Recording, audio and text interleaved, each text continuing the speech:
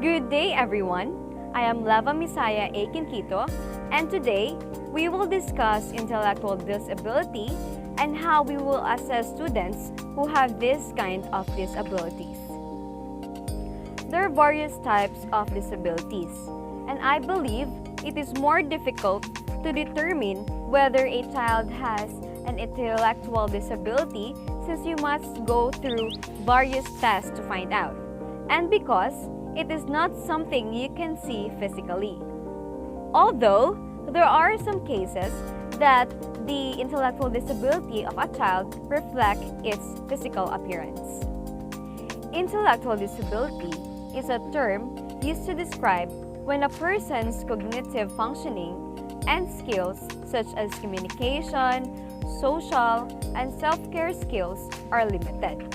So intellectual disability can happen anytime before a child turns 18 years old or even before birth. And intellectual disability is the most common developmental disability. According to American Association of Intellectual and Developmental Disabilities, an individual has an intellectual disability if he or she fits the three requirements. And these are: first, IQ is between 70 to 75. Second, significant constraints exist in two or more adaptive cases. So these are skills that are needed to live, work, and play in the community, such as communication or self-care. Third, the condition appears before the age of 18. You may question, how does an intellectual disability happen? Intellectual disability, often known as mental retardation, can be caused by an injury, sickness, or a brain condition. The reason of intellectual impairment is unknown for many youngsters. Some causes of intellectual disability can occur before birth, such as Down syndrome, fetal alcohol syndrome, Fragile X syndrome, birth abnormalities, and infections. Some occur during or shortly after a baby's birth. Other causes of intellectual disability do not manifest themselves until a kid is older. These may include serious head damage, infections, or stroke. What are the common causes? The most common causes of intellectual disabilities are the following. First, genetic disorders. These are the most common causes of intellectual impairments. Sometimes, an intellectual handicap is caused by inherited genetic abnormalities or defects when genes interact or other factors. So, for example, like Down syndrome, and many other. Obstacles during pregnancy. When a baby does not grow normally within the mother, he or she may be born with an intellectual handicap. So for example, there can be an issue with the baby's how the baby cells divide. So when a woman who consumes alcohol or contracts an infection such as rubella during her pregnancy may produce a child with an intellectual disabilities. Next, difficulties during birth. If there are issues during labor and delivery, such a baby not receiving enough oxygen, he or she may be born with an intellectual disability. We know that intellectual disability is not contagious. We also know that it isn't a mental condition like depression. There are no treatments available for intellectual impairment.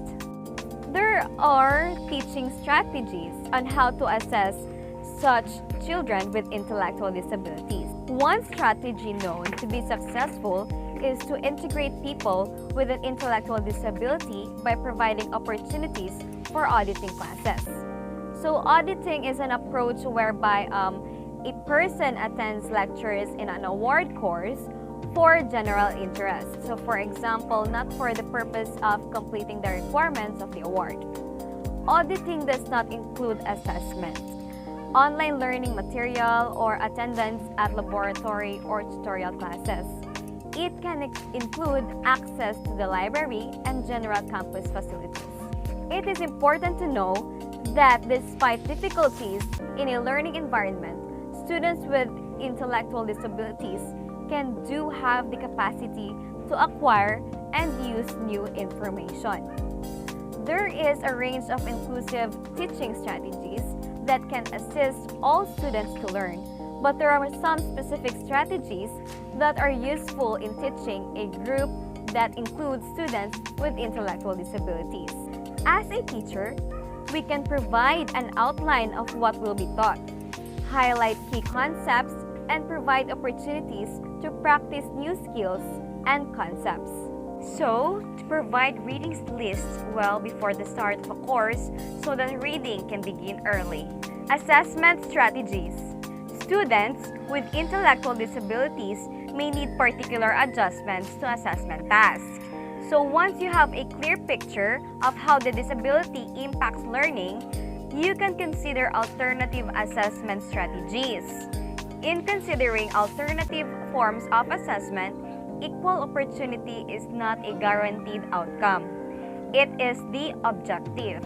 You are not expected to lower standards to accommodate students with disabilities, but rather, you are required to give them a reasonable opportunity to demonstrate what they have learned. Examples. Number 1, students with Down syndrome and how to assess them. We could assess students with Down syndrome by students with Down syndrome have a strong visual learning modalities. So teaching reading to students with Down syndrome should be characterized by a strong emphasis on visual learning, like visual demonstrations, pictures, and illustrations can also be successfully used to assist in providing effective instruction in other subject areas of the curriculum. The use of manipulatives and activity learning can be beneficially employed in the development of number concepts. Students with Down syndrome generally demonstrates good social skills, which can be constructively utilized to increase learning and teaching opportunities. Tactile demonstrations and activities also appeal to many students with Down syndrome. Directly teach timetables, routines, and school rules to students. Allow adequate time for the student to process language and respond. And lastly, be aware that the student may become unnecessarily dependent through the availability of excessive one-to-one support. Second example is students with fetal alcohol syndrome or FAS. Students with fetal alcohol syndrome or FAS may have a social and emotional behaviors that are less developed than those of their classmates. Teachers may want to think younger when providing assistance to students with FAS by presenting information clear, brief, and simple segments. Using visual materials. Reducing distractions by keeping the classroom and environment simple and structured. Announcing schedule changes and transitions well in advance. Using small group settings when possible. Helping them learn peaceful ways to express themselves if they get angry. Finding the best strategy or assessment for students with FAS may take time, so remember to be patient. Assessing students' unique strengths, praising them for their efforts, and providing a supportive environment can go a long way toward helping kids and teens with fetal alcohol syndrome do their best in school. Once again, I am Levah Misaya A. Kinkito, and this will be the end of my presentation about intellectual disability and how to assess students with such characteristics. Thank you.